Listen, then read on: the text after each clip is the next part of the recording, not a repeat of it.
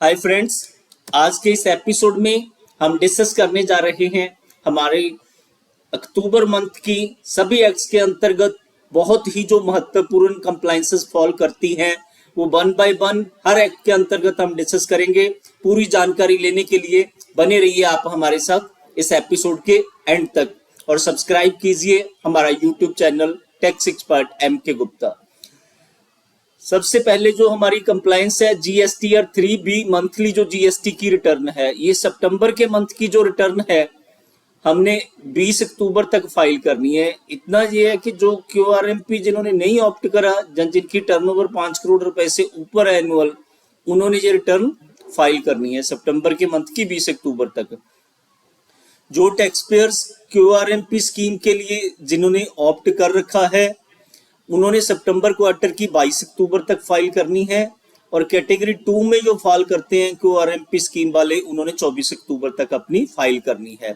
और GSTR 1 में जो 5 करोड़ से ऊपर वाले जिन्होंने QRMP नहीं ऑप्ट करा हुआ वो सितंबर की रिटर्न 11 तारीख तक फाइल करेंगे और GSTR 1 जो QRMP स्कीम जिन्होंने ऑप्ट करा हुआ है वो सितंबर क्वार्टर की जो रिटर्न है वो 13 अक्टूबर तक फाइल करेंगे। और 13 अक्टूबर ही लास्ट डेट है GSTR 5 फाइल करने की और 18 तारीख तक हमने CMP 08 जो सितंबर क्वार्टर का है वो फाइल करना है। कंपोजिशन डीलर्स के लिए ये एप्लीकेबल होता है। 20 अक्टूबर हमारी लास्ट डेट है GSTR 5A फाइल करने के लिए सितंबर मंथ का और 13 अक्टूबर हमारी लास्ट डेट है GSTR 6। ये कौन इनपुट सर्विस प्रोवाइडर्स ने सबमिट करना होता है और सितंबर की डाटा कैप्चरिंग होनी है इसमें। 10 तारीख की जो ड्यू डेट है GSTR 7 फाइल करने की है। ये उन पर्सन्स ने फाइल करना होता है जिन्होंने TDS GST के अंतर्गत डिडक्ट करना होता है।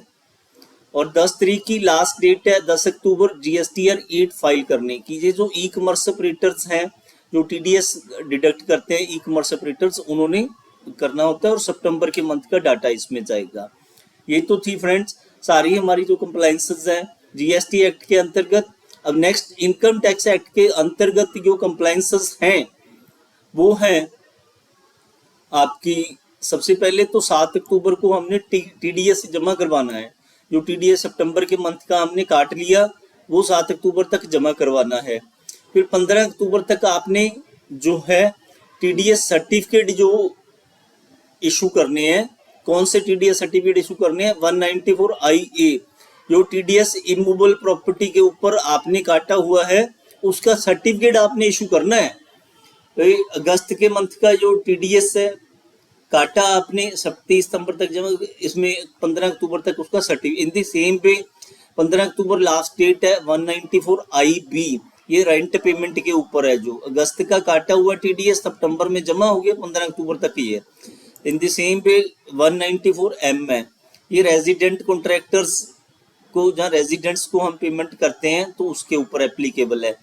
और 15 अक्टूबर आपकी लास्ट डेट है TDS सर्टिफिकेट देने की 194 S में। S किसके लिए एप्लीकेबल है? S एप्लीकेबल है वर्चुअल डिजिटल एसेट्स के लिए। ये भी अगस्त का आपका हो गया। 15 अक्टूबर ही आपकी लास्ट डेट है। 15 अक्टूबर को फ्रेंड्स आप देख पा रहे हैं बहुत सारी कंप्लायंसेस हैं, इसलिए आपने 15 अक्टूबर का स्पेसिफिकली ध्यान रखना है। क्वार्टरली स्टेटमेंट TCS की आपने वो करनी है 15 अक्टूबर को, सितंबर क्वार्टर की।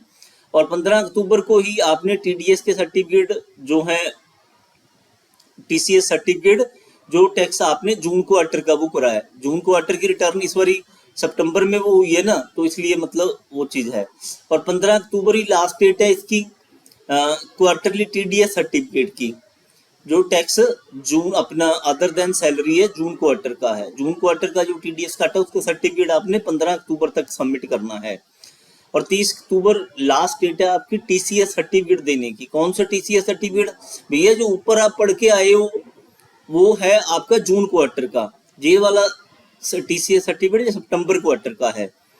और 30 अक्टूबर आपकी लास्ट डेट है quarterly statement of TDS deposited for, जो सितंबर का है TDS आपने काटा हुआ है सितंबर क्वार्टर का, उसकी जो TDS की रिटर्न है 31 अक्टूबर तक फाइल करनी है।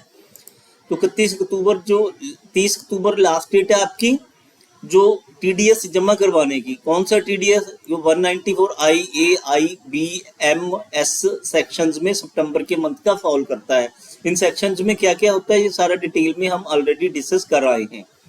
और 31 अक्टूबर हमारी लास्ट डेट है इनकम टैक्स की रिटर्न फाइल करने की। ये रिटर्न किन की फाइल करने की है कि जिन्होंने कोई इंटरनेशनल या डोमेस्टिक स्पेसिफाइड ट्रांजैक्शन नहीं कर रहे, जहाँ जो कॉर्पोरेट असेसी हैं उनके ऊपर एप्लीकेबल है।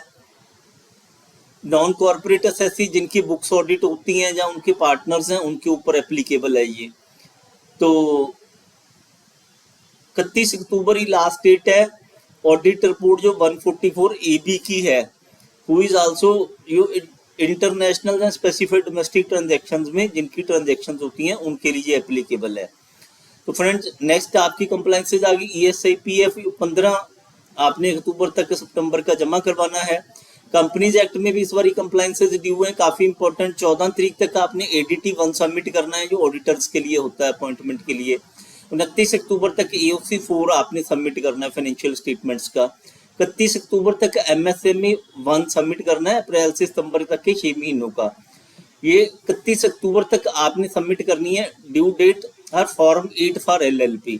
तो फ्रेंड्स ये तो थी सारी कंप्लायंसेस डिफरेंट एक्ट्स के अंतर्गत।